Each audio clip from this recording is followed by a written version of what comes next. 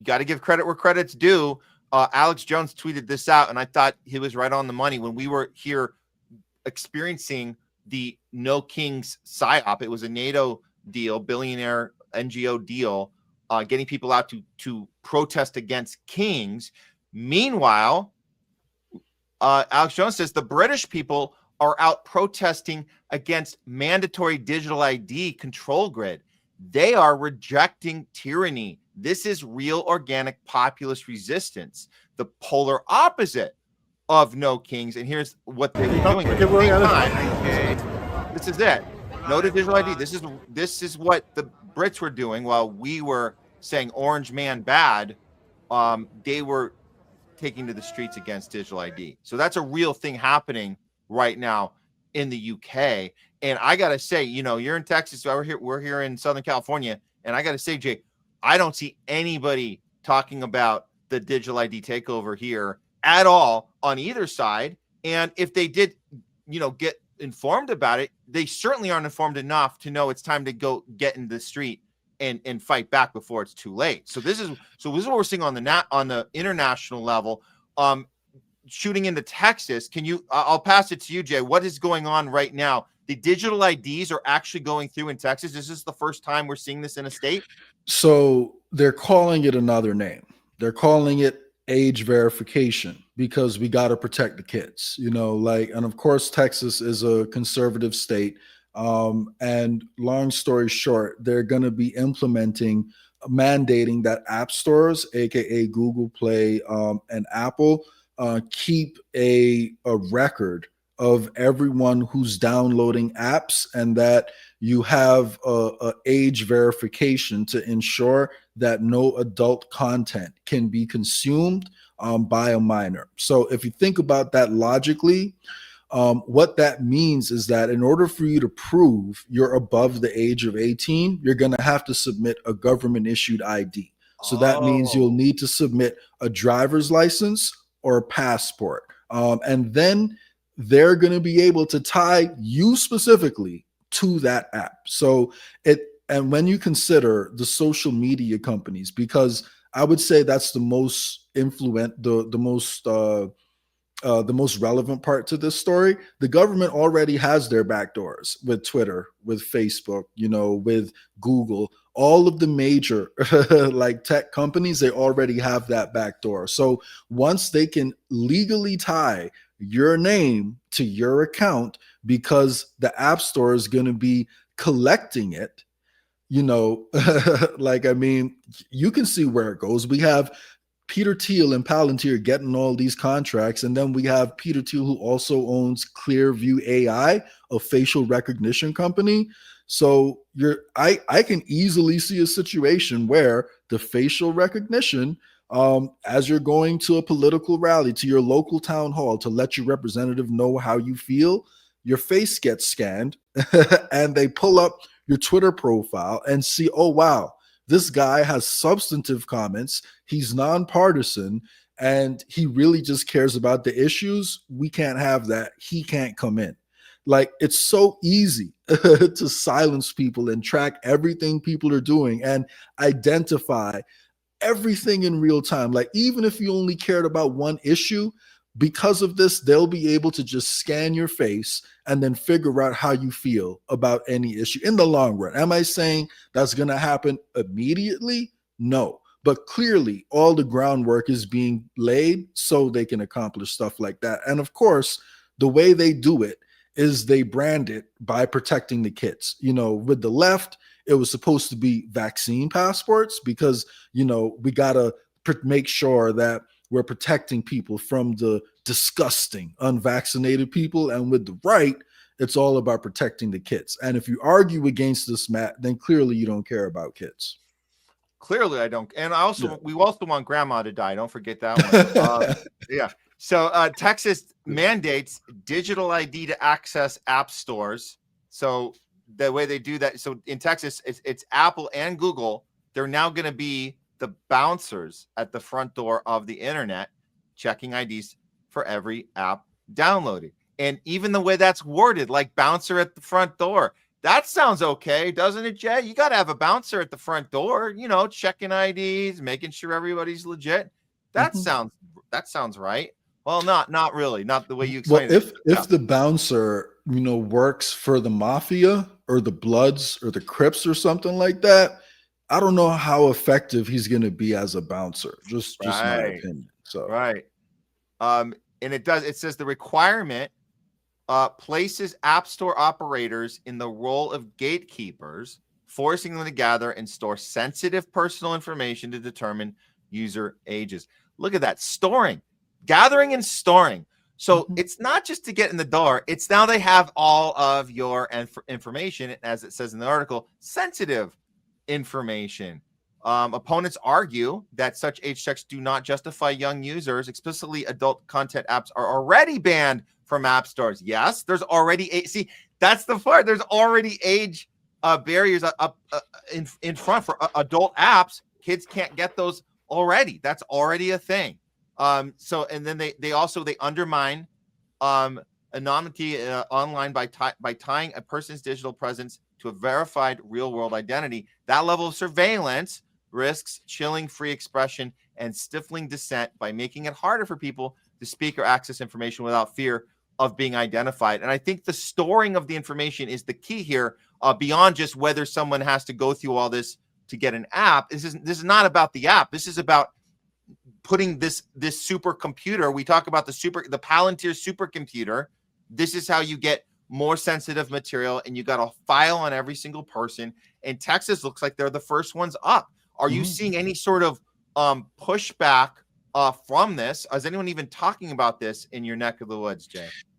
The grassroots a little bit, yeah. In Twitter Spaces, I'm hearing some people talk about it, and a few people mention it on Twitter. But in the political conversation over here, nope. And to be honest with you, like liberty, individual liberty was one of the reasons I moved over here. It was particularly because of the Right. mRNA and vaccine situation. That was one of the reasons. But to see Texas like be the first state to fall, and down this digital ID path, that wasn't on my bingo cards. I'll put it like that. But think about it. Yeah. The UK, people think of as socialist and kind of left wing and all that over here, and at the same time they're implementing that, we're doing the same thing over here in Texas. So this isn't left right. This is not left right. This is top down. Top down. And the digital IDs are coming, guys. Make no mistake. But oh wait, we just got word they're taking to the streets in Texas. They're taking to the streets in Texas. Right. Oh wait, I'm sorry. This is UK. I mixed it. I guess they're not taking it to the streets in Texas. But And yeah.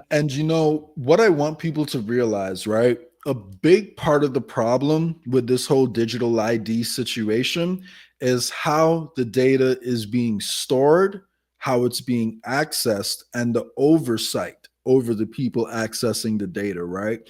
And we can get the benefits of having digital ID if, while removing a lot of those consequences, if we can implement decentralized digital ID. And that's actually what I sent you that tweet about. Now Estonia has essentially laid like the groundwork, in my opinion, of big parts of the system that we can use over here. So long story short, it's not a centralized database that's being run by Palantir or people connected to it. It's a decentralized database that can't be controlled by any one person. So, and anytime, and you have, as an end user, you have control over how your data is used and accessed, or you're notified when it's used and accessed in a way that the government has to do it. So say, for example, in America right now, if a doctor accesses your digital records, you're not going to get a notification of that, or your medical records. You don't get a notification of that. In Estonia, they have to ask your permission on whether or not they can do it. And if you're under investigation and the police are pulling up your background for one reason or another, like there's a record of every single person who's doing that, and that record cannot be deleted. right now, because of what Edward Snowden told us, these contractors have access to our information. They're not affiliated with our federal government directly because they don't work for the government. They're just doing business with the government. So it's a lot easier to cover your tracks. So a federal contractor can go pull all your background and do all this stuff, and you have no idea. And there's no record of the government doing it, even though they're benefiting from that process. In Estonia, there's a digital record of every single person who goes into it and the reason why. And you have the ability to deny your information being shared and used in specific ways. So if we were to take the building blocks of what they have over there, we could actually have a situation where we deny Google and Facebook the right to monetize our data and sell us ads, or we can share in the profits that they're making off our digital footprint. So if you're someone who cares about, say, UBI, for example, this is actually better than UBI in certain ways because you are creating a product. Every time you go online and you search and you look at different websites, you are creating a product, and that is your digital footprint. And Google and Facebook are profiting off it, but they don't pay you anything. If we had decentralized digital ID, we could share in that profits, or we could say, you know what, I don't need the money and I don't want my data to be shared with anybody. You're not getting my data. So we need, because the truth is, when you consider like the AI video we just covered like a little while back, you know, if there was like digital, you know, identity, decentralized digital identity that we had control over, it will be a lot easier to verify, you know, some of these videos and what's real and what isn't. And you also have shared access. So say for an app, right? If you wanted, I'm sorry, not shared access, but you can do, you can share limited amounts of data instead of the whole thing. So if you wanted to say access, you know, like a site with explicit music that's intended for people who are 18 or older, the only data that you would share with that website would be the age of your user, because it's all compartmentalized. Whereas with centralized ID, they have access to your whole file, like, you know, when they're doing it. So you have to compartmentalize each different part of it, and you have to give control over your digital footprint to people themselves, because otherwise, to be honest, we won't be able to take full advantage of all the positives that we could be getting out of technology. So it's a thin line to walk, but I'd encourage people to look at the difference between centralized digital ID and decentralized digital ID. And if you go to the comment section, you'll see really quick, I just asked Grok, what is the difference between the UK digital ID and this ID? And Grok kind of broke it down. I can't read. I don't know. Can you see it? I got, yeah. So you're asking to explain the difference. What are the difference between it's centralized and decentralized? So Grok says the UK's proposed BritCard digital ID mandates centralized storage of personal data in government databases, unlike Estonia's X-Road system that federates queries across distributed nodes without a single repository.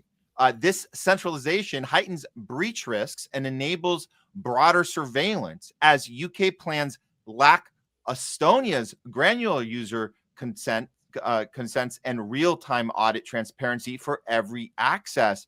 Estonia emphasizes data minimization and individual ownership, while UK scheme prioritizes, I like it says scheme, UK scheme prioritizes state enforcement over privacy by design, potentially eroding civil liberties through compelled data sharing. Well, Grok sounds to me like a domestic terrorist right now. So, well, I don't think they've programmed that topic fully yet. So I'm sure if we check back in a few months, Grok will tell us no, they're both just as good, and here are the benefits of what the UK and centralized digital ID can offer. So they'll catch up. And then you'll be like, hey, Grok, why did you say the opposite in October, and now you're telling me something different? They go, well, I got made aware of, what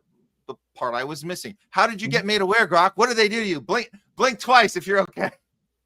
We saw it happen with Israel too. They completely shut Grok down for a day because Grok started criticizing the Israeli government. Then they had to correct that code. Oh no, they're not doing anything bad now. And I'll never forget, I went through a whole conversation with Grok, and I started it out by asking Grok, is the COVID shot safe and effective? Should we give it out?